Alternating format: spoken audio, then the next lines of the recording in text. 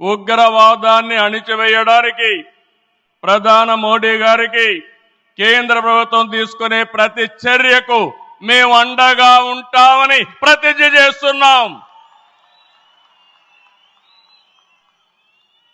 मोदी जी, हम आपके साथ हैं. आंध्र प्रदेश के 5 करोड़ लोग आपके साथ हैं. पूरा देश आपके साथ हैं. ఒకసారి గట్టిగా చెప్పండి, వందే మాతరం, వందే మాతరం, వందే వందే వందే. భారత్ మాతా కి, భారత్ మాతా కి, భారత్ మాతా కి.